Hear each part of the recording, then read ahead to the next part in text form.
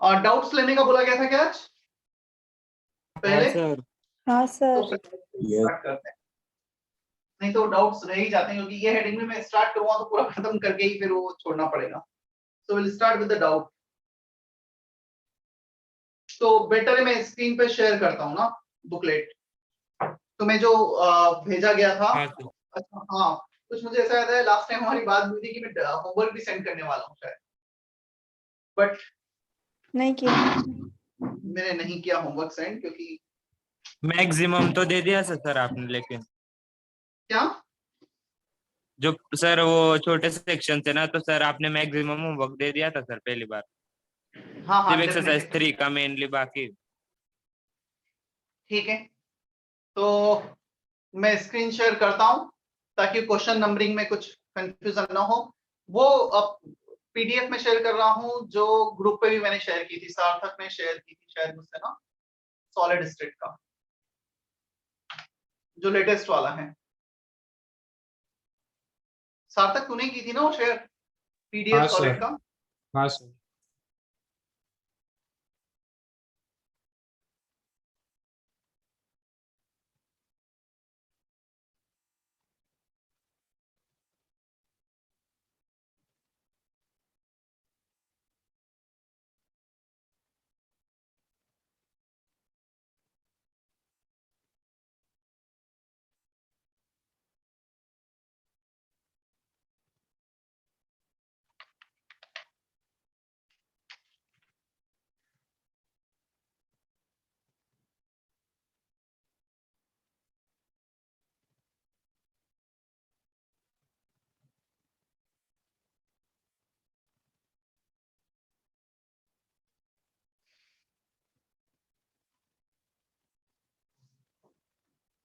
सार्थक तुमने ये रेजो सर से डाउनलोड की है ना?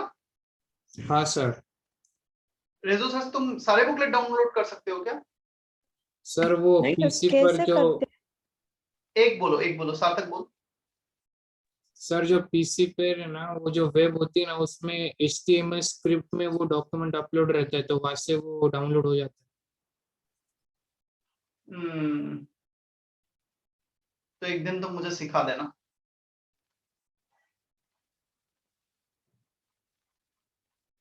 क्योंकि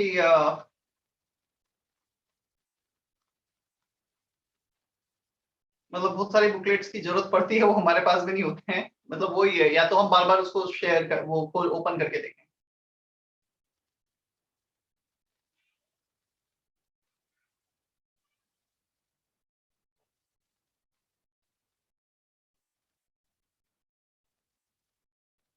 Is it visible properly? Yes sir. Yes sir.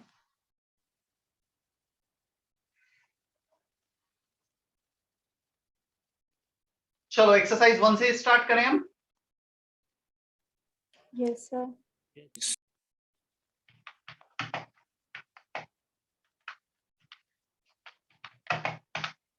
You can type doubts of exercise 1 part 1 जहां से जैसा भी पेंडिंग डाउट है।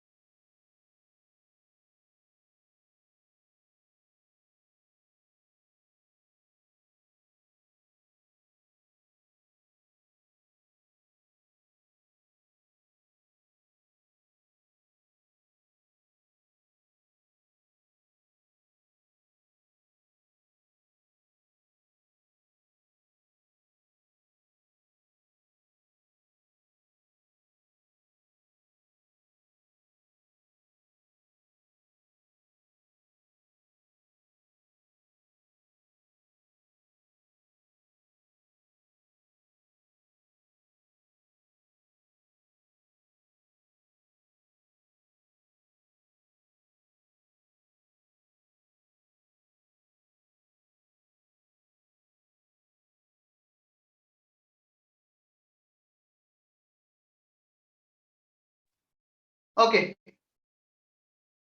काफी कुछ डाउट्स आए हैं। हमारा कुछ भी डिस्कस नहीं हुआ है क्या? एक्सरसाइज 1 सेक्शन ए वगैरह भी डिस्कस नहीं हुआ है? नहीं सर। नहीं। नहीं। काफी पेंडिंग है, मतलब आज डिस्कशन वैसे कर ही लेना चाहिए हमें, एटलीस्ट एक्सरसाइज 1 तो खत्म करना ही चाहिए। चलो, सबसे पहले आया सेक्शन ए।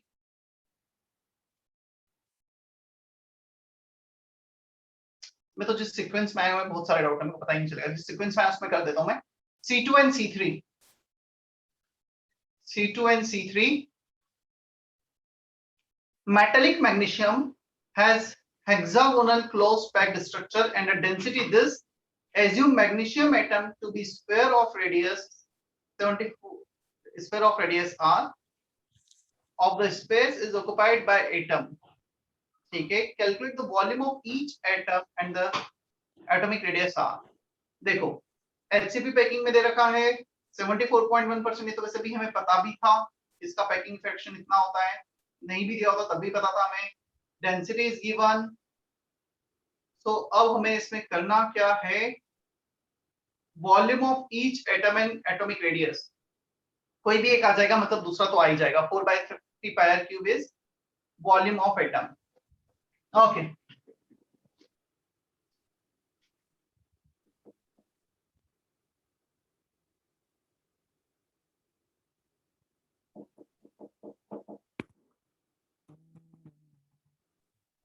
सर आपकी स्क्रीन पे स्विच कीजिए ना। नहीं तुम कर पाओगे ना, मतलब मैं कैसे करूंगा? मैं अपने इस पे कर भी दूंगा तो तुम्हारे इस पे तो तुम्हें ही करना पड़ेगा। देख पा रहे हो बोर्ड?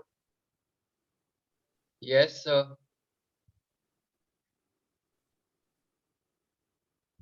मतलब मेरे करने से तुम्हें दिखेगा या तुम अपने आप भी कर सकते हो? हम अपने आप कर सकते सर हैं। रिकॉर्डिंग में नहीं दिखता है इसलिए।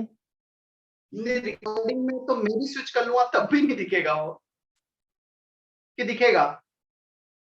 दिखेगा सर। आप अपनी स्क्रीन अगर पे आपने- कर दीजिए सर।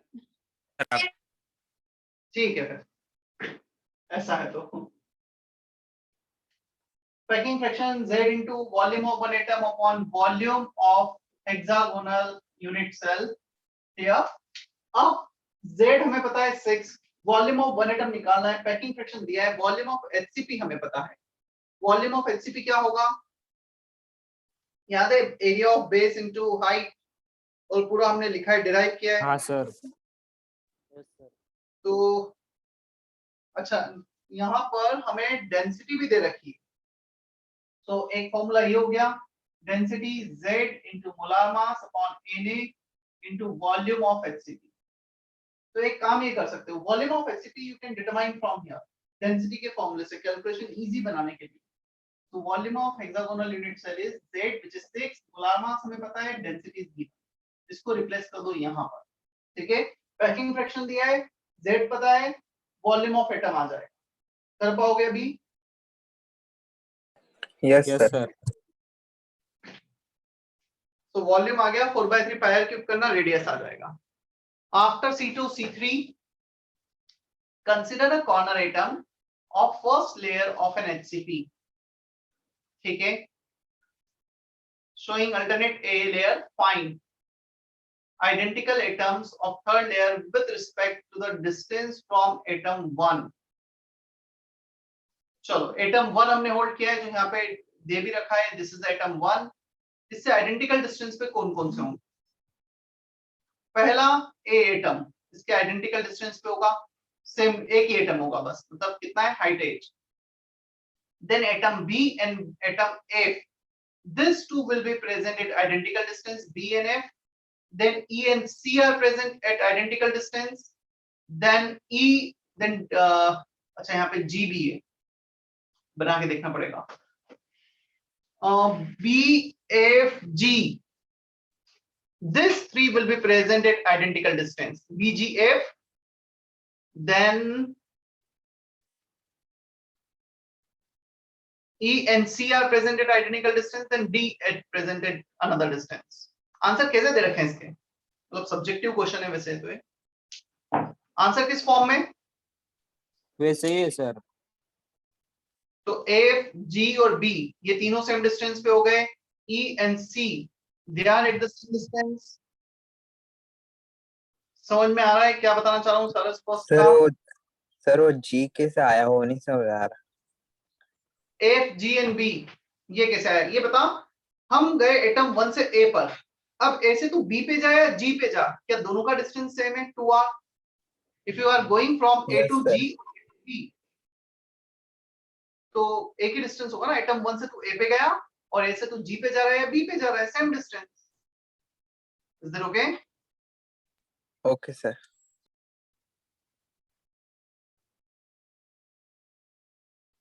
C2 हो गया, C3 हो गया, इसके बाद A2 है, A2 given below are two-dimension lattice with nicely shaded region. You just have to find the contribution of particle marked to the shaded region and the total number of particles in the region. देखो first diagram. Sir हाँ yes. इसका सिर्फ fifth part चाहिए sir. Fifth part चाहिए था. तो fifth part में तुम्हें पूछा गया है ए और बी जो एटम्स हैं, you have to just mark the shaded region and the total number of particles in the region. क्या पूछा? अच्छा, just contribution of particles marked in the shaded region. तो फिफ्थ में और बी का कंट्रीब्यूशन कितना होगा, कितना एंगल है ये बता दो मुझे. 60. 60 120. अब 60 है तो 1/6 कवर होगा और एक 120 है तो उसमें 120 में 1/3 कवर होगा और 60 में 1/6 कवर होगा. तो एटम ए 1/6, एटम ए 1/3 और एटम बी 1/6. इतना फ्रैक्शन उसका कंट्रीब्यूट हो रहा है. समझ में आया? बोर्ड पे बताओ नयन. Okay sir. और क्या निकालना था हमें? Total number of particles in that region 4 और z इफेक्टिव निकालना है तो वो भी निकाल सकते हो. 1/3 into 2 1/6 into 2. So 2/3 2/3 4/3 आ रहा है इफेक्टिव. नहीं 1/3 into 2 तो 2/3 हो गया and 1/6 into 2 2/3 आएगा इफेक्टिव नंबर. 2/3 2/3 जो है उसके दो एटम, 1/3 जो है सॉरी 1/3 जो है उसके 2 एटम, 1/6 है उसके भी 2 atom. So 1/3 into 2 plus 1/6 into 2. Next after A2 B5 from Prathamesh. B5 तो है ही नहीं प्रथमेश. गलती से टाइप किया था सर, वो C5 था. ठीक है. Then C5. Aluminum metal crystallizes in a cubic system with edge length this. The density of the metal is this. Determine the unit cell type and calculate the radius of aluminum metal. तो board पे बताता हूँ मैं इसे.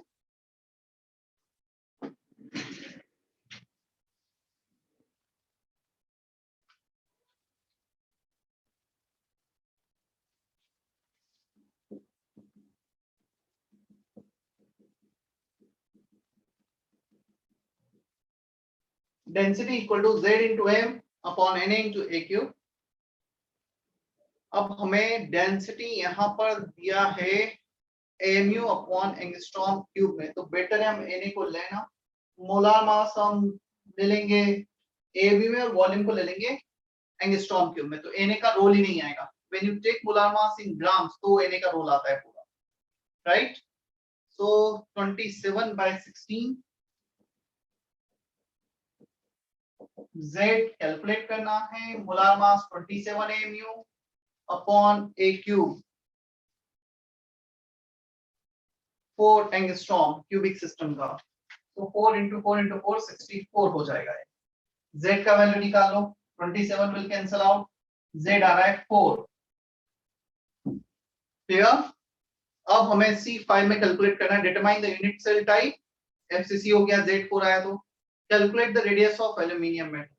अब radius निकालना है और FCC √2a equal to 4r, edge length 4 angstrom दे रखा है, रेडियस कैलकुलेट कर देना √2 एंगस्ट्रॉम। क्लियर है C5? Yes sir. Sir yes. Sir हमने यहाँ पे Na को हटा दिया, लेकिन अगर हमने जो मोलर मास ग्राम में होता है उसको अगर हमने AMU में कन्वर्ट किया तो आंसर सेम नहीं आता। नहीं, देख, Z effective number of atoms per unit cell, M mass of one atom। अब वन एटम के मास को तू ग्राम में लेता है, इसलिए मैंने इसे डिवाइड करता था। मोलार मतलब एक एटम का मास कितना होगा, molar mass upon magnitude number. If you are taking mass, molar mass of aluminium as 27 mu, तो एक ही एटम का मास ले रहा है ना, इसलिए तो Na हटा है। यदि उसको mu में लेगा, you don't need to write Na here. If you are taking in gram, then you have to write Na over here. आया समझ में? हाँ सर समझे। मतलब mu में लिया, इसलिए तो Na हटा दिया है ना हमने। Na को डिवाइड इसलिए करते थे हम।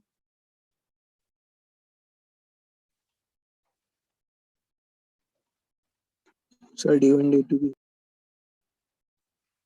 हाँ हाँ, मैं जिस ऑर्डर में एक्चुअली आए चैट बॉक्स में उस ऑर्डर में करते जाऊंगा, तो कंफ्यूजन मुझे नहीं होगा कि कौन सा रह गया। C5 के बाद हाँ D1। A student want to arrange 4 identical sphere of radius r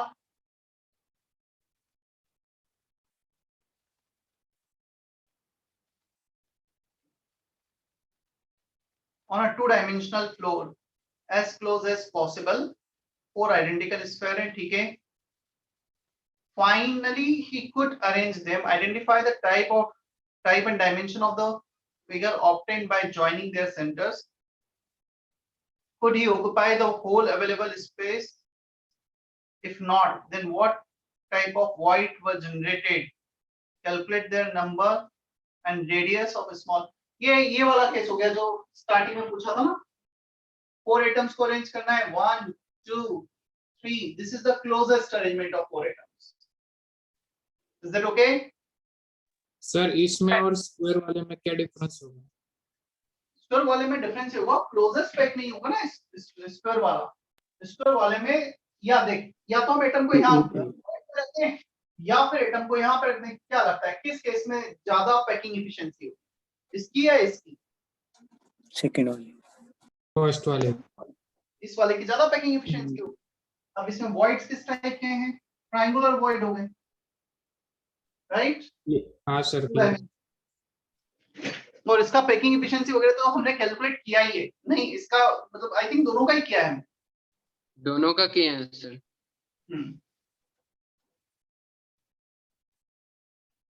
हो जाएगा D1 से। अब हम चले आगे। C2 from Nayan. C2 already हो गया है। C2 के बाद D1 हो गया है, प्रीति का आया है C3। C3 is also done, C5 is also done, then E2।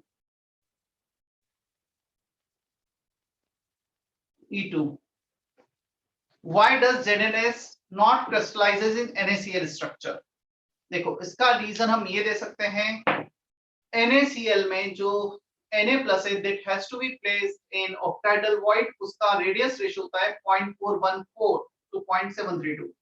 ZnS में Zinc 2 plus को Zn2 plus को we need to place in which type of void? Tetrahedral void, जिसका रेडियस रेशियो होता है 0.225 to 0.414। तो Zn2 plus का size Na plus से कम है, इसलिए उसको NaCl में स्ट्रक्चराइज ना करके हम ऑक्टाहेड्रल वॉइड में ना रखकर टेट्राहेड्रल वॉइड में रखते हैं।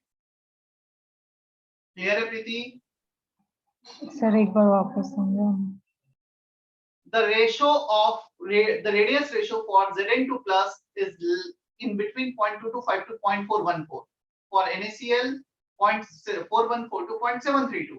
So as per their radius ratio value, there has to be placed in that manner, जिस मैनर में वो एग्जिस्ट कर रहा है। रेडियस रेशियो कम है तो टेट्राहेड्रल वॉइड में गया है, रेडियस रेशियो ज्यादा होगा तो ऑक्टाहेड्रल वॉइड में जाएगा। तो ZnS का रेडियस रेशियो कम है तो ऑक्टाहेड्रल वॉइड का जो रेडियस रेशियो उस रेंज में वो फिट ही नहीं होता है। Yes sir. E3 का second part, what is the striking difference between the fluoride and antifluoride structure? क्या डिफरेंस है? Cation anion positions are interchanged, ये बेसिक डिफरेंस है उसमें। CF AB2 Na2B टाइप, एक बार केटायन is to anion 1:2 है, एक बार केटायन is to anion 2:1 है। So the Yes, position of cations, all information about cations and anions are interchanged, right? yes sir. Then है चेतना का B1 तो आई थिंक हो गया है ना हमारा, नहीं हुआ। हाँ चेतना पूछो, B1 में एग्जैक्टली क्या डाउट है? 3-4 वाला। 1 का 4th नहीं आ रहा है। Following diagram showed identical cubes such that edge of the cube lies exactly in the middle of one of the faces of the cube 1, and Q4 has a corner, ठीक है। Find the contribution of the sphere shown in each of the cube.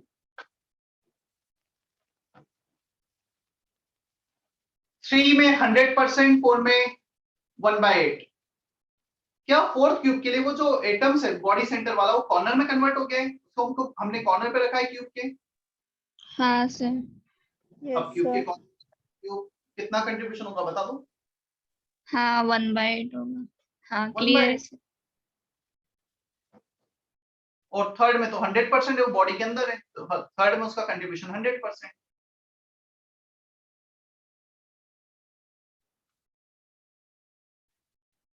Then निशान का D1 था, हो गया है। विधि का है C2 D4, C2 हो गया है D4। चलो D4 देख लेते हैं। What is the number and closest distance between two octahedral void and two tetrahedral void in FCC unit? Sir number तो हमें पता है विधि, राइट? टेट्राहेड्रल वॉइड डबल होते हैं 4 into 2, ऑक्टाहेड्रल वॉइड 4 into 1। अब हमें उनके बीच में डिस्टेंस बताना है, closest distance between two octahedral void. Octahedral void का जो डिस्टेंस होगा, यदि हम लोकेशन समझे ऑक्टाहेड्रल वॉइड की,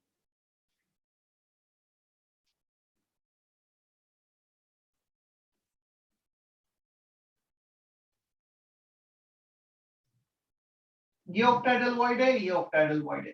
This is the closest octahedral void with each other. A/2 right angle triangle बन गया। VD कैलकुलेट कर लोगे इसके बाद? Yes sir. अब टेट्राहेड्रल void के बीच का डिस्टेंस बताना है, तो यहाँ पर टेट्राहेड्रल void है 1/4 डिस्टेंस पर, यहाँ पर टेट्राहेड्रल void है 1/4 डिस्टेंस पर। क्लियर?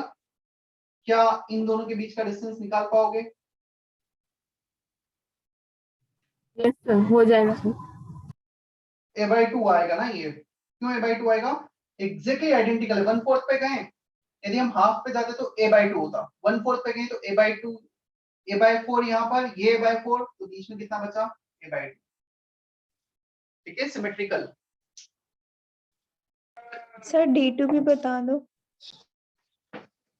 D2 आ रहा हूँ नेक्स्ट, उसका ही है शायद D2 पे। चैट बॉक्स में जितना भी लिखा होगा मैं कुछ भी नहीं छोड़ने वाला, मैं सिर्फ ऑर्डर में जा रहा हूँ ताकि मैं कंफ्यूज ना हूँ कि क्या किया क्या नहीं किया है। D4 के बाद समर्थ का था C1 and C3। C1, in which type of 3D arrangement have first and fourth layer of sphere identical? ABC type, ABC, then A। क्या इसमें फर्स्ट और फोर्थ लेयर आइडेंटिकल दिख रही है समर्थ? ABC में फर्स्ट, सेकंड, थर्ड, फोर्थ आया समझ में? Yes. FCC और ABC type answer. C3 already हो गया है। देन समर्थ का था D1 एंड D2। D1 हम कर चुके हैं, D2। Illustrate an octahedral void in the closest packing sphere। देखो यहाँ पे जो octahedral void है ना, इन्होंने जो 6 डैश बनाए हैं, they all are face center। Face centre के एग्जैक्टली बीच में हमारे पास आएगा क्या आएगा, ऑक्टाहेड्रल वॉइड। तो जो डायग्राम है D2 में, बॉडी के सेंटर पर ये 6 फेस सेंटर है, तुम इसको अपने रूम में एज्यूम करो, सारे फेस, ऊपर वाले वॉल के फेस के सेंटर पर, नीचे वाले wall, front, back, left, right. So you have 6 faces, सब पे एक एटम रखे हुए हैं सारे फेस के सेंटर पर, और उसके बीच में एग्जैक्टली बॉडी डायगोनल के सेंटर पर एक वॉइड है, that is octahedral void, 6 atom के बीच। और तुम ये भी देखोगे उनको डैश लाइन उन्होंने जो शो किया है, the dash line can construct a octahedral geometry, 4 same plane में, एक प्लेन के ऊपर एक प्लेन के नीचे। क्या ऑक्टाहेड्रल ज्योमेट्री दिख रही है वहां पर? Yes. अच्छा फिर से समझ में आया बताइए, है? सॉरी, रिपीट करवाइए। मतलब क्या रिपीट करना है बताओ? इसमें एक क्वेश्चन है, ऑक्टाहेड्रल वॉइड कहाँ है? वैसे तो ये मुझे डायग्राम नहीं भी देते, क्या मुझे ऑक्टाहेड्रल वॉइड की पोजीशन पता है क्या, कहाँ पर होती है? क्या ऑक्टाहेड्रल वॉइड की पोजीशन एज के सेंटर पर और बॉडी के सेंटर पर होती है? हाँ सर। तो यहाँ पे वो 6 एटम उन्होंने दे रखे हैं, क्या वो 6 एटम के बीच में एग्जैक्टली बॉडी सेंटर आ रहा है? वो 6 एटम फेस के सेंटर वाले एटम है। If all these 6 atoms are at the center of face, so at the center of body diagonal that present exactly in between the 6 atoms. Is that okay? Yes sir. मतलब तुम बस ये assume करो, जब भी solid में थोड़ा सा इमेजिनेशन में प्रॉब्लम आ रहा है, अपने रूम को एज्यूम कर लो, जहां पे तुम हो वो एक क्यूब हो गया, उस क्यूब में 6 फेस सेंटर हैं, उस फेस सेंटर को उन्होंने कनेक्ट कर रखा है। तो जो 4 फेस सेंटर सेम प्लेन पर है, फ्रंट, बैक, लेफ्ट, राइट, वो तो एक बना रहे स्क्वायर, एक ऊपर एक नीचे, ऑक्टाहेड्रल ज्योमेट्री। और इसे साथ क्यों कहा गया है? क्योंकि वो ऑक्टाहेड्रल ज्योमेट्री के बीच का void. Why is it so called? After D2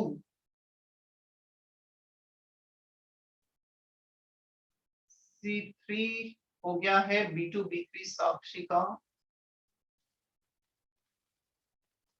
B3 B2 and B3.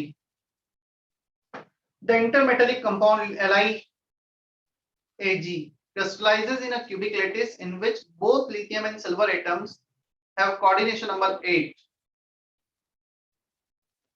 To what crystal class? BCC. B2 के डाउट है साक्षी, क्या कोऑर्डिनेशन नंबर 8 मतलब BCC होगा? यस। ठीक है, सो B2 का आंसर BCC, कोऑर्डिनेशन नंबर 8 दे रखा है इसलिए, cubic system. B3 chromium metal crystallizes with the body centered. The length of the unit cell is this. Calculate the atomic radius and density. चलो सबसे पहले तो एज लेंथ और radius का relation देखते हैं। बॉडी सेंटर, बॉडी सेंटर के लिए एज लेंथ और रेडियस का रिलेशन है हमारे पास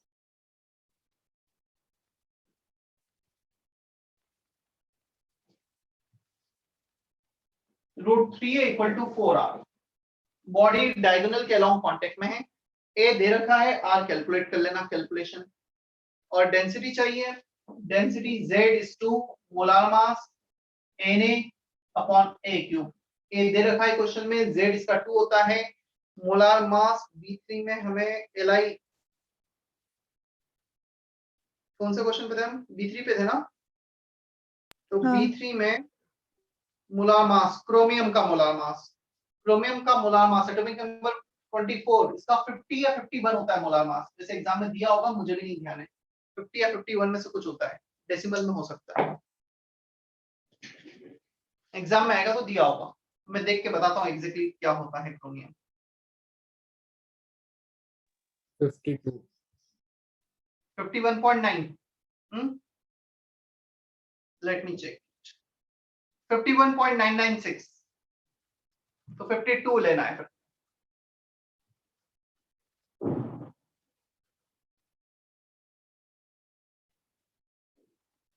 चलो B2 B3 हो गया। क्या किसी का कोई और डाउट रह गया है क्या? बहुत सारे मैसेज हैं, यदि किसी का कुछ रह गया तो क्लियर वापस से चैट बॉक्स में टाइप कर दो या म्यूट कर दो। Is there anything pending in part 1? C4. C4 following figure shows an FCC unit cell with atom of radius r. Corner atom marked as 1, face center marked 2, third is face center. Quadrilateral is also shown by joining the center of 4 faces. TK. Find the distance between 1 and 2. 2 and 3. 1 and 3. The shape and dimension of the. हाँ, C4 में मुझे बताओ, part 1 बताना है, part 2 बताना है, दोनों बताना है, क्या करना है?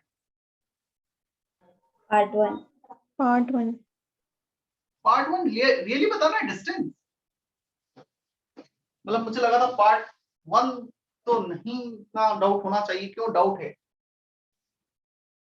या तो तुमने वो जो डायग्राम दिया उसको इमेजिन नहीं कर पाए कि कौन सा क्या पॉइंट दे रखा है। देखो पार्ट 1 में क्या पूछा गया है। पार्ट 1 में पूछा है डिस्टेंस बिटवीन 1 एंड 2। क्या तुम्हें इस कॉर्नर से फेस सेंटर का डिस्टेंस पता है? बता सकते हो कितना होगा? √2a/2। Is that okay? a/√2 1 to 2 का डिस्टेंस हो गया a/√2। a/√2 अब हमें 2 to 3 का डिस्टेंस चाहिए, तो 2 to 3, 2 यहाँ पर है और 3 यहाँ पर है, दो फेस सेंटर के बीच का डिस्टेंस, राइट एंगल ट्राइंगल, ये वाला distance. So under root of this square plus this square, a/2 square plus a/2 square, कितना होगा ये?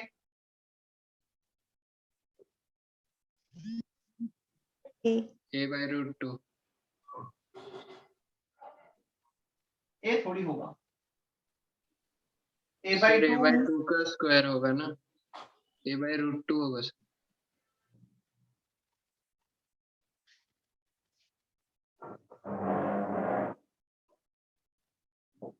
उतना ही होगा जितना ये था, और होना भी चाहिए, क्योंकि यहां से हम यहाँ a/2 जा रहे हैं, देन a/2 जा रहे हैं, ये a/2 same kind of triangle बन रहा है, राइट एंगल ट्राइंगल। इसके बाद बताना है 1 and 3, यहां से लेके यहां तक का डिस्टेंस, तो ये वाला राइट एंगल ट्राइंगल बना लो, ये डिस्टेंस a और ये वाला डिस्टेंस a/√2। क्लियर? तो ये हो जाएगा under root of a square plus plus a/2 square by 2 √2। ठीक है? पार्ट 2 भी बताना है क्या? यस सर ये C4 का जो लास्ट पार्ट है ना उसका आंसर गलत दिया है पीछे। मैं आंसर बता देता हूं। The shape is square, square shape होगा वो। Clear? And the dimension, cube होगा क्या? एक मिनट फिर से बोलो, मुझे C4 के पार्ट 1 का आंसर गलत दिया है, पार्ट 2 का गलत दिया है? पार्ट 1 के लास्ट वाला पार्ट जो है ना वो 1 और 3rd पॉइंट उसका आंसर गलत दिया है। ठीक है, हमने जो किया है बोर्ड पे यही तुम्हारा आ रहा है ना? हाँ सर। बस तो ये सही है।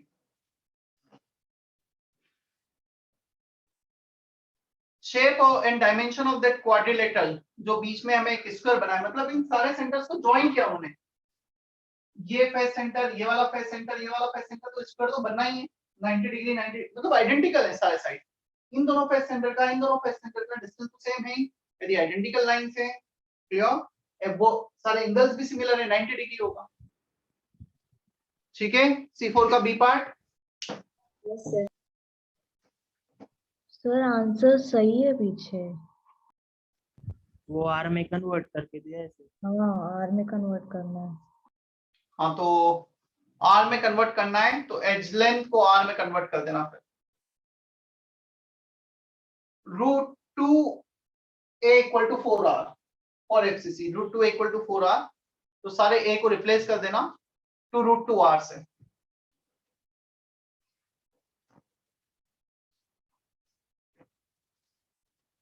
रेडियस दे रखा है हमें क्वेश्चन में C4 में, तो रेडियस के टर्म में आंसर रिपोर्ट करना होगा।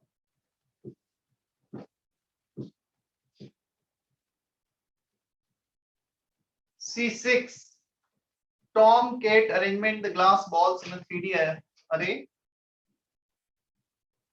that to 1 and 2 continuous layer are not identical, but 1 and 3 alternative layers are identical. AB हाँ, AB C6 का गौरव मंदानी, अल्टरनेट लेयर्स आइडेंटिकल दे रखी हैं, सो AB टाइप अरेंजमेंट।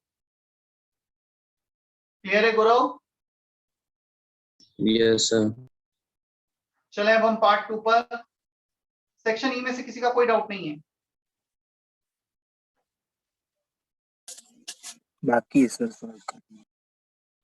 चलो मैं एक बार डिस्कस कर लेता हूँ, फिर होमवर्क भी बता ही दूंगा, पिछली बार मैंने नहीं बता पाया था। हम आते हैं पार्ट 2 पर। Part 2 section A and section B. पहले सेक्शन ए बी के डाउट्स टाइप कर दो। Section A and section B part 2।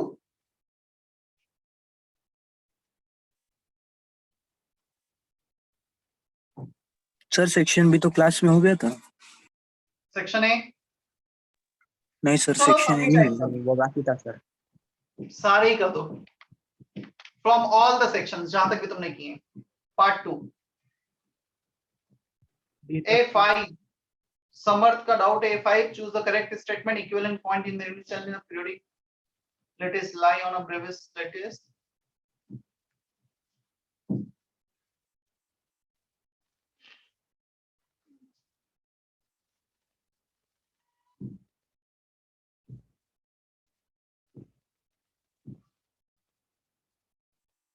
First A option is correct. A5 का समर्थ, किस ऑप्शन में डाउट है तुम्हें बताओ? A5 का ए ऑप्शन करेक्ट है। इक्विवेलेंट पॉइंट्स मतलब जहां पर एक्चुअली एटम रखा गया है in a unit cell of periodic lattice. Periodic means there is no defects in the lattice lying on the brevis lattice। yes, brevis lattice जहां जो हमने 14 brevis lattice डिफाइन किए थे, जो मैक्सिमम पोजीशन जहां पे हम एटम्स को रख सकते हैं एलिमेंट में। ए option is correct for A5। किसी को लग रहा है कि दूसरे ऑप्शन भी करेक्ट हो सकते हैं तो क्लियर कर लो। सर ऑप्शन सी और ऑप्शन डी भी बता दो ना उसमें। ऑप्शन सी में सही होना चाहिए था there are 5 brevis lattice। Option D होना चाहिए था there are 14 brevis lattice in 3D। दोनों लेक्चर नोट्स में लिखे हमने 5 brevis lattice होते हैं 2 डायमेंशन में, 14 brevis lattice होते हैं 3 डायमेंशन में, तो ये गलत है। ओके ठीक सर। है,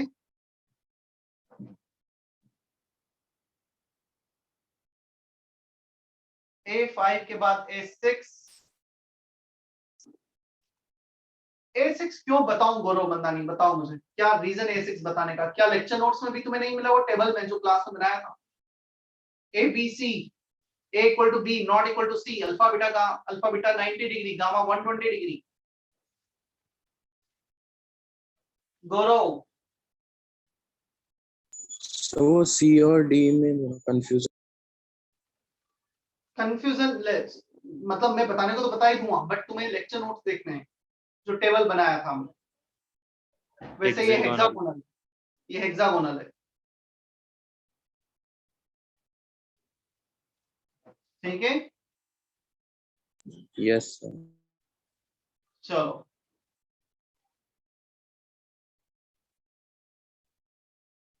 सेक्शन बी के भी इतने सारे डाउट्स क्यों आए? तुम तो बोले थे क्लास में पूरा डिस्कस कर लिया था हमने, फिर क्यों इतने डाउट्स आ गए? सेक्शन बी हो गया ना एक बार क्लास में डिस्कस? सॉल्व कर हाँ सर, सर। सॉल्व भी किया था क्लास। तो फिर जिसके डाउट्स है मुझे बाद में भेजना।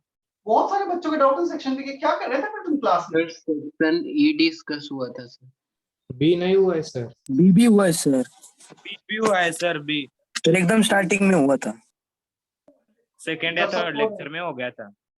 हाँ ये लेक्चर में दिए थे कि सॉल्व करो, और फिर कह रहे थे डिस्कस होते रहते हो, तुम क्या करते हो? सार्थक क्यों डाउट है?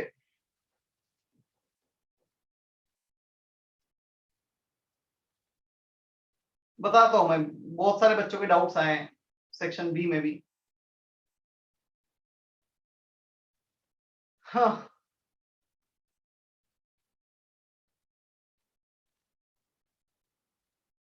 B4 आई थिंक B4 तुम अब कर पाओगे। आज एक ऐसा क्वेश्चन किया है, याद है एमयू एंगस्ट्रॉम क्यूब वाला?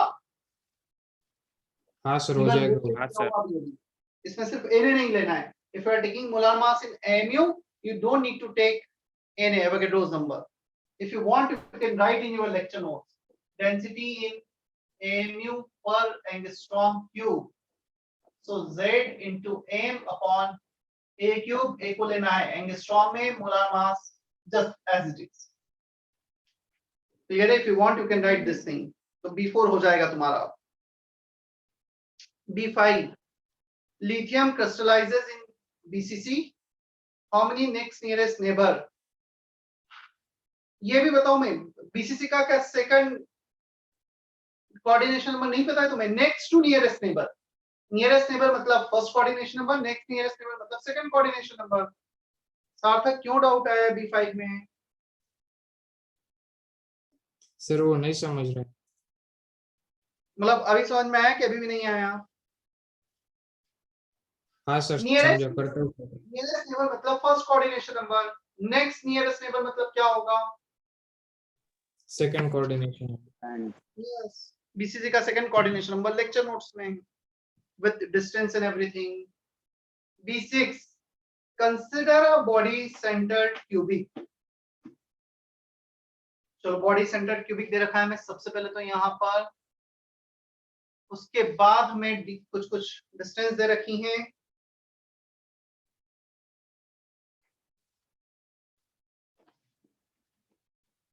सर क्वेश्चन ही नहीं समझा है.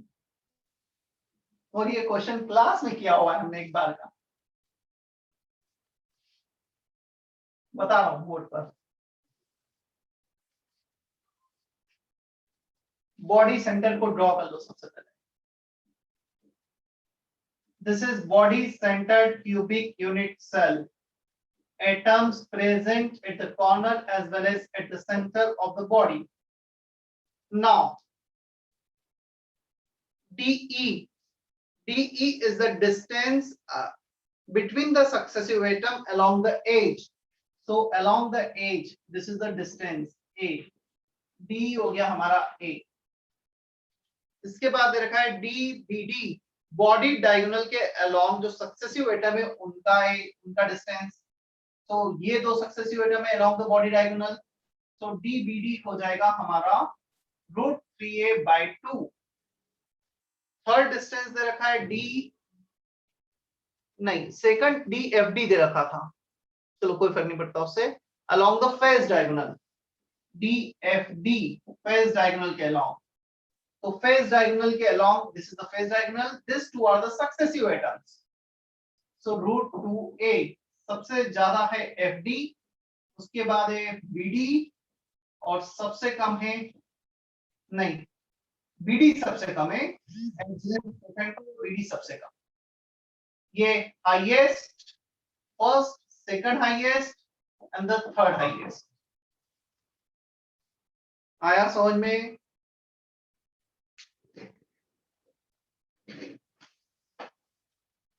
जल्दी बोलो किसका डाउट था ये? Yes sir. Yes sir. अब आ जाते हैं हम सेक्शन सी पर. Again maximum questions are information based. Lecture notes में काफी कुछ चीजें लिखी होंगी सेक्शन सी के लिए भी. मैं करता हूं one by one. C1. How many number of atoms are completely inside the HCP unit cell? Answer is how many number of atoms are completely inside? Answer is less than 6. 6. Less than 6. Less than 6. Answer is 3 exactly. 3 answer होगा इसका. Completely inside the unit cell. जो corner वाले atoms और face centre ना they are shared between some unit cell. जो layer B के atom है वो 100% इनसाइड. हमारा सर Z बीच के effective एटम is- देखने हैं क्या मतलब? Z effective is 6. तुमसे Z इफेक्टिव नहीं पूछा है. मुझे बताओ इस बॉडी सेंटर में कितने एटम्स है जो कंप्लीटली इनसाइड है? मतलब इनडायरेक्टली पूछना चाहते हैं कितने एटम्स है जिनका कंट्रीब्यूशन 1 है. कंप्लीटली इनसाइड का यही मतलब होगा ना. यस यस कितने एटम है बीसीसी में जिसका कंट्रीब्यूशन 1 है? एक ही है. एक One. है. 1. एचसीपी में कितने एटम होंगे ऐसे जिनका Three. कंट्रीब्यूशन 1 होता है? 3. 3 आंसर. अभी क्लियर है C1? Yes sir. Yes sir. ये जो वर्ड उन्होंने यूज किया completely inside, means they want to ask how many atoms have 100% contribution.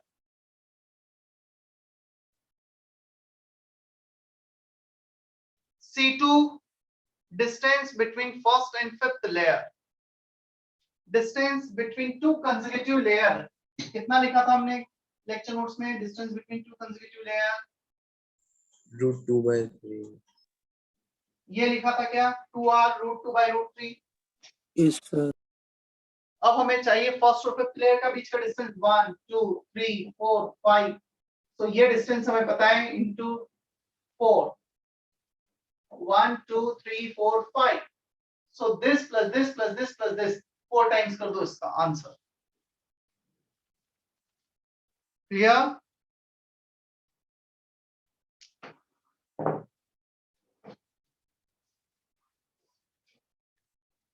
C2 के बाद C3 तो किसी का भी नहीं दिख रहा है मुझे. C3 नहीं है ना किसी का भी? No, sir. नहीं No, sir. sir. C4 Yes, sir. C4 है किसी का? No, Yes, sir. No, sir. हाँ, कौन है यस वाला बताओ? sir. Preeti. प्रीति C4.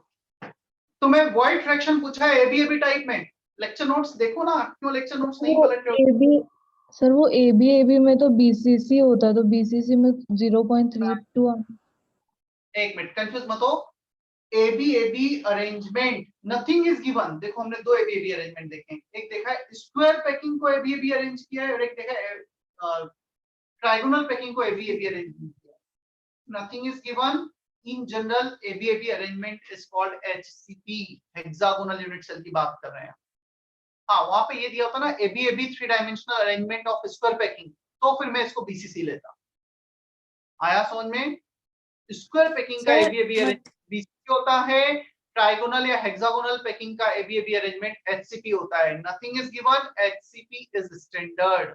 हेक्सागोनल पैकिंग वाला एक्सटेंशन स्टैंडर्ड होता है. एबी और एबीसी. अभी क्लियर है? Yes, sir. सो आंसर अब तुम्हें पता है. फिर सर इंफॉर्मेशन बेस्ड मतलब हो कुछ गया. मेंशन नहीं किया होगा तो हेक्सागोनली कंसीडर करना है. Yes, AB is HCP, ABC is FCC. Standard है. Yes. After C4, C5, refer lecture note C5 के लिए. आंसर बता देता हूं मैं. 4r √2/√3. 4r को लिख सकते हो 2 times of A. Edge length, radius और edge A का relation. 2r equal to A. Answer C. C6. What is the number of atoms in the unit cell? FCC 4. Z effective पूछा है. 4 आ गया C6 का answer. C7. Yes, sir. C7. Yes, sir. Which of the following shaded plane in the FCC? FCC है ना. Answer is C for C7. Board पे बताओ कैसे होगा C आंसर. हाँ, sir. Yes, sir. देखो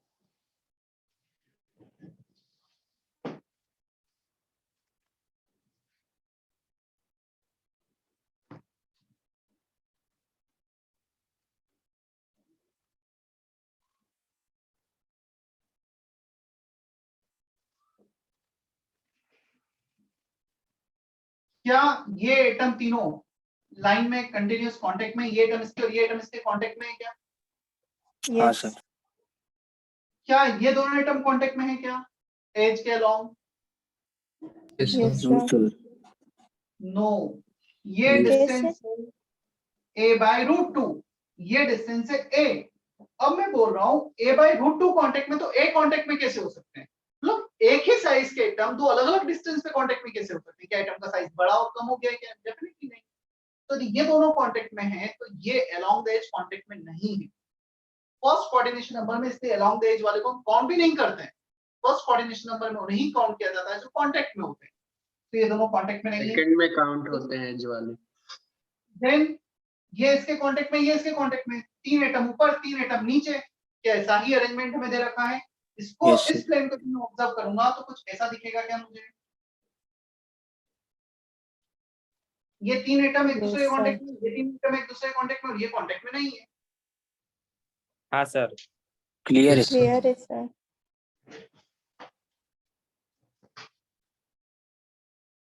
First coordination, they are always in contact with each other, and the second, third, they will not be in contact with each other. C7 के बाद C8,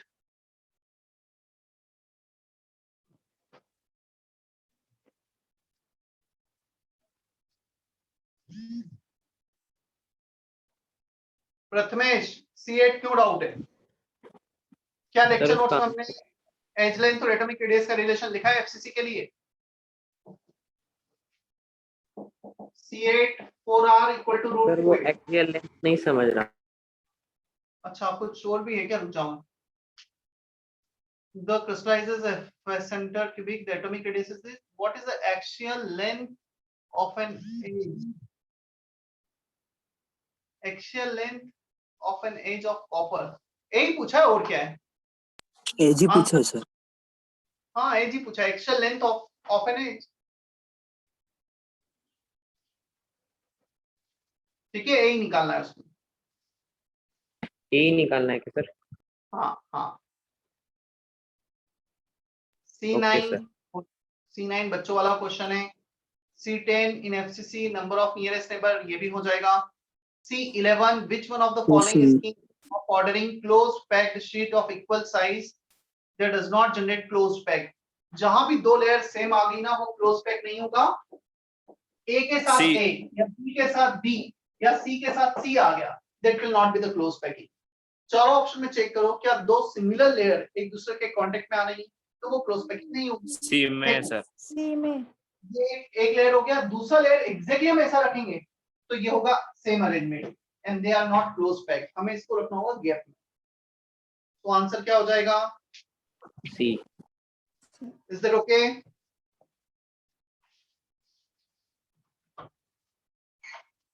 yes sir.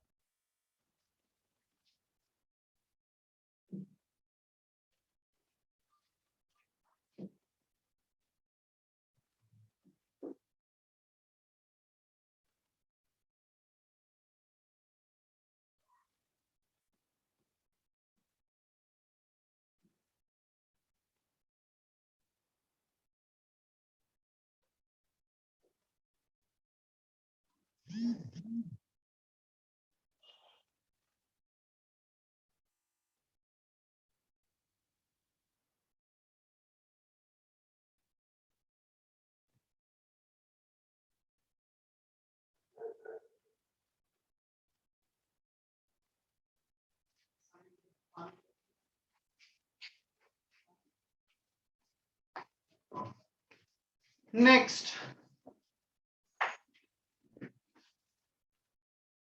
Section C complete. Section D पे आ जाते हैं अब हम।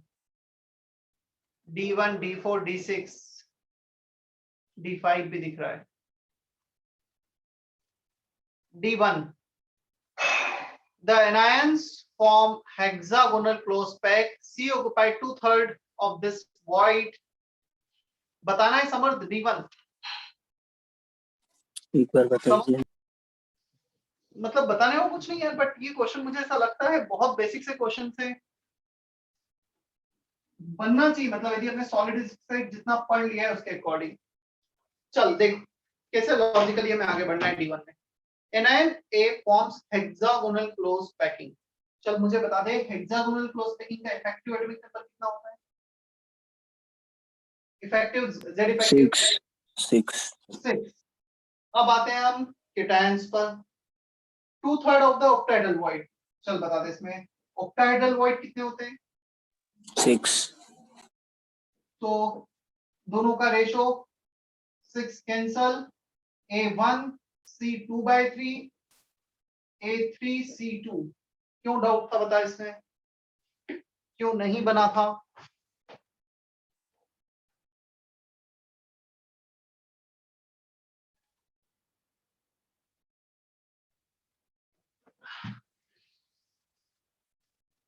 D1 के बाद D4।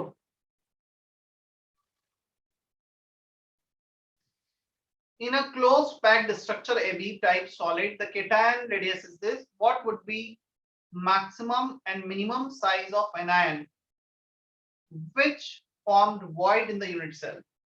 चलो इसमें मुझे अब ये बताओ, अच्छा क्वेश्चन है, थोड़ा सा सोचना है इसमें एक पार्ट के लिए। हमें बताना है मिनिमम एंड मैक्सिमम साइज। बोलो,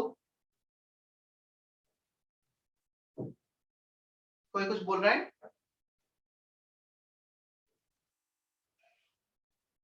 D4 में यदि हम बात करें सॉलिड की, क्लोज्ड पैक्ड स्ट्रक्चर, क्लियर, जो जनरली स्टेबल होते हैं, in case of closed packed structure मुझे तुम ये बताओ कौन सा रेडियस रेशियो जो basically 3 dimensional closed packed structure को डिनोट करता है।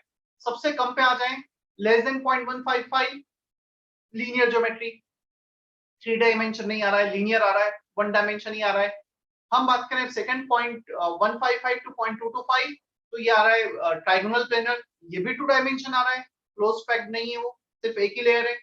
अब आते हैं हम 0.225 से 0.414। 0.225 0.414 पहला वो स्ट्रक्चर है जो टेट्राहेड्रल 3 डायमेंशन में आया है। सो 0.225 एक वैल्यू तो ये हो गया रेडियस रेशियो का हमारे पास, which will give extreme case of 3 dimension radius ratio। और सेकंड एक्सट्रीम केस क्या हो जाएगा? 0.732 to 1। सो 0.732 to 1 जो मैक्सिमम वाला है कोऑर्डिनेशन नंबर के लिए 8 के लिए, वो 0.732 यूज कर लेंगे हम। क्लियर? एक बार रेडियस रेशियो 0.225 लेना है, एक बार 0.732 लेना है और आंसर निकालना है मिनिमम मैक्सिमम। और 0.225 इसलिए लिया है, वो मिनिमम रेडियस रेशियो का वैल्यू है जो 3 डायमेंशनल के लिए रिक्वायर्ड है, और मैक्सिमम 3 डायमेंशन के लिए होता है 0.732। अब तुम ये भी बोल सकते हो सर 0.732 to 1 होता है, 1 क्यों नहीं लिया? क्योंकि हमें आइडियल वैल्यू लेना होता है, आइडियल वैल्यू मतलब लोअर वाला वैल्यू किसी भी रेडियस रेशियो। सर हाँ सर, वहाँ पे AB टाइप गिवन है, तो यहाँ पे HCP कंसीडर नहीं करेंगे? AB टाइप गिवन नहीं है, close packed structure of AB type solid. AB type solid मतलब उन्होंने ये बताया एक केटायन है, केनायन है। It is not like AB type arrangement.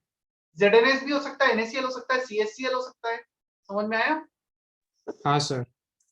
तो AB लिखना और AB लिखना दोनों में अलग चीजें। It's AB only, not AB।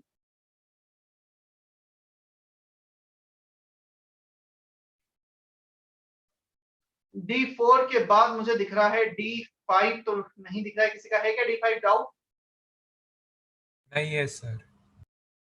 अब आ जाते हैं फिर हम D6 D7 पर। नहीं, D5 किसी का भी नहीं है। अथर्व का है ना शायद, अथर्व नहीं बताइए। है सर, नहीं है सर। नहीं है, छोड़ दूं? हाँ sir. D6 following 3 planes P1 P2 P3 in FCC unit cell are shown. Consider the following statement, choose the correct one. P1 contain no void FCC। तुम्हें D5 D6 and D7 all 3 questions are based on positions of void। तुम्हें यदि FCC में positions याद हैं तो ये तीनों questions तुम easily कर पाओगे। चलो मैं एक ड्रॉ करके बता देता हूं।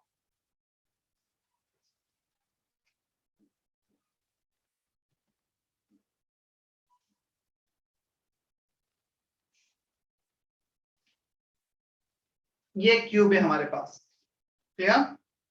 अब हमें चाहिए फर्स्ट प्लेन। कॉर्नर पर मैं से वॉइड्स को बता देता हूँ, उन्होंने वॉइड का ही बोल रखा है ना। मैं वॉइड जो क्रॉस किया है, they are the octahedral void at the centre of face, clear, and at the centre of body. Tetrahedral voids कहाँ होंगे? टेट्राहेड्रल वॉइड्स होंगे बॉडी के डायगोनल पर, एक यहाँ पर, दूसरा यहाँ पर, मतलब ऐसे 8 उस पर होंगे बॉडी के अंदर at a distance of 1/4 √3a/4 distance along the body diagonal. Clear? 8 total होंगे, मैंने 2 ड्रॉ किए। अब आते हैं P1 प्लेन पर। P1 प्लेन उन्होंने लिया है ये वाला plane, this line, and this line. Clear? Definitely हमें 3 डायमेंशन में एज्यूम करना है, तो 3 डायमेंशन में एज्यूम करोगे ये पूरा प्लेन है, क्या इस पे कोई वॉइड आ रही है क्या? Are you getting any void on this even plane? बोलो जल्दी, कोई भी वॉइड नहीं आ रही है। यदि किसी को लग रहा है कि सर वो टेट्राहेड्रल वॉइड आ सकती है तो मैं बता देता हूँ क्यों नहीं आएगी। एक टेट्राहेड्रल वॉइड जो इस कॉर्नर से 1/4 डिस्टेंस पे वो है अलोंग द बॉडी डायगोनल, और ये तो यहाँ पे आ रहा है प्लेन, तो एक बॉडी डायगोनल के अलोंग जा रहा है, वो प्लेन नीचे जा रहा है, दोनों का डायरेक्शन अलग है। बॉडी डायगोनल यहाँ पे आ रहा है, ये प्लेन यहाँ पे आ रहा है, तो they do not have any void octahedral और टेट्राहेड्रल। अभी क्लियर है? Yes sir. P2 हो गया एक फेस सेंटर, ये वाला, तो यस इस पे 4 ऑक्टाहेड्रल वॉइड्स आ रहे हैं। Face, one of the face. P2 contain only octahedral void. P1 first is correct, second is correct. P3 contains octahedral and tetrahedral void. P3 मतलब D5 में जो प्लेन दे रखा है, एक प्लेन जो बॉडी डायगोनल से पास हो रहा है, यहां से पास हो रहा है, तो डेफिनेटली इसमें 2 और 2 4 तो टेट्राहेड्रल वॉइड्स आएंगी और 3 ऑक्टाहेड्रल वॉइड्स आएंगी। कौन कौन से 3? ये 2 एक सेंटर और एक बॉडी वाला सेंटर। क्या इतना क्लियर है? Yes, sir. All 3 are true. Answer A दे रखा है इसका।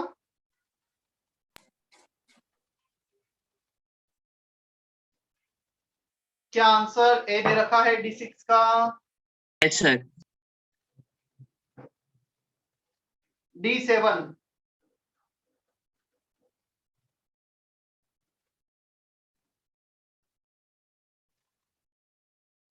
Yes sir. Centre of tetrahedral void, सारे टेट्राहेड्रल वॉइड के सेंटर को ज्वाइन कर दिया है।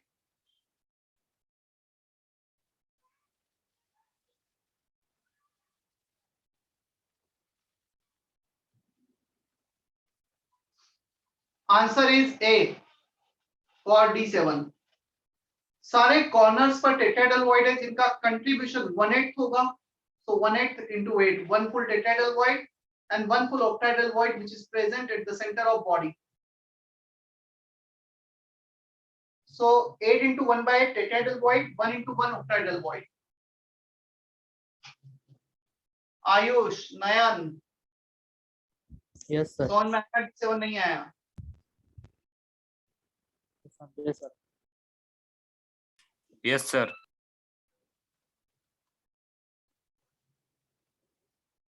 चलो सेक्शन डी भी कंप्लीट हो गया ना।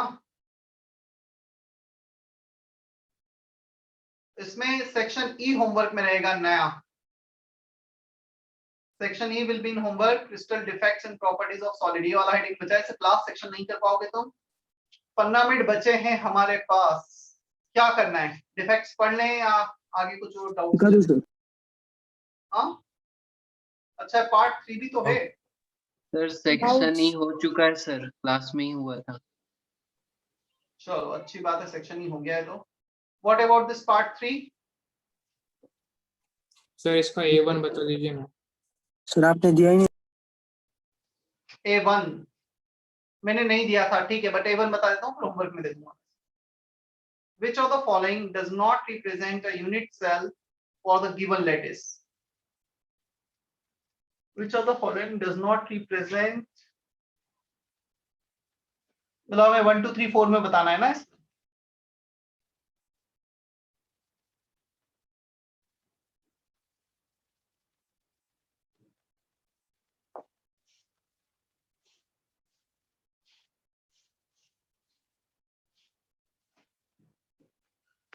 Which पूछा है, how many नहीं पूछा है। आंसर इज 1, A1 का। नहीं सर 4 दिए। हाँ सर 4 है आंसर।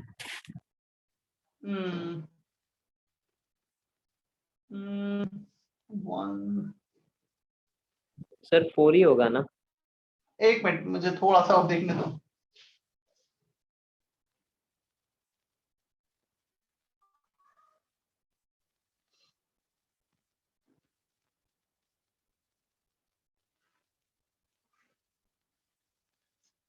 वैसे 2 और 3 होंगे क्या, मतलब क्या वो सिर्फ एक छोटा सा स्क्वायर है जो दे रखा है हमें?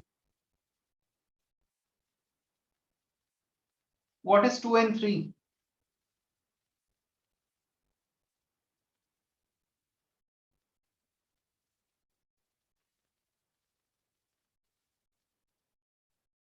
किसी को आइडिया लग रहा है 2 and 3 क्या होंगे इसमें?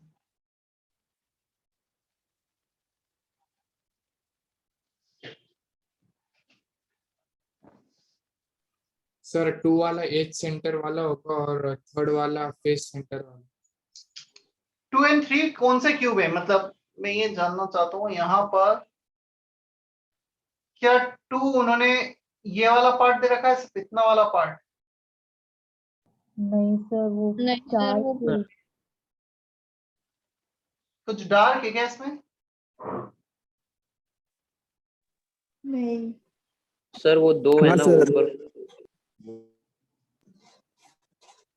सर वो 4 क्यूब को डार्क किया है मैंने। क्या किया है? 2 वाला वो एटम और उसके नीचे था।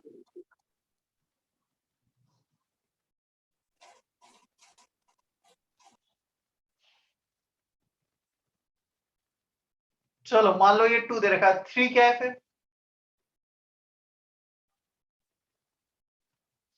वो डायग्राम में यार मुझे तो मतलब आई डोंट नो, मुझे तो इतना क्लियरिटी से नहीं दिखा है कि क्या उन्होंने हाईलाइट करना चाहा है। वो जो स्फीयर है सर ना, वो वो हाईलाइट ही नहीं दिख रहा है ठीक से। हाँ 1 और 4 में तो Highlight उन्होंने कर लाइन ड्रॉ कर दी है जो दिख रही है हमें। 2 और 3 में मुझे डार्क लाइन मतलब नहीं समझ में आ रहा कि वो क्या हाईलाइट करना चाहते हैं। चलो इसको मैं एक बार देखता हूँ फिर डिस्कस करेंगे, नेक्स्ट टाइम पूछना। होमवर्क पार्ट 3 में सेक्शन ई तक है, क्लियर? और ऑर्डर में ये रखूंगा, सबसे पहले मैं एक्सरसाइज 1 ही डिस्कस करूंगा जो पार्ट ई बचा है, और उसके बाद एक्सरसाइज 2। एक्सरसाइज में होमवर्क बता ही देता हूँ ना एक बार, चैप्टर ऑलरेडी एंडिंग पर है। एक्सरसाइज 2 कहां तक दिया था पहले? 15 तक पार्ट 1 का। 15 तक दिया था? हाँ सर। ठीक है, तो 15 तक ही रहेगा अभी भी। पार्ट 2 में कहां तक दिया था? 7 तक। तो वो 8 तक कर लो। सारे बन गए sir. Part 3 up to question number 9, part 3 up to question number 9। Part 4 up to question number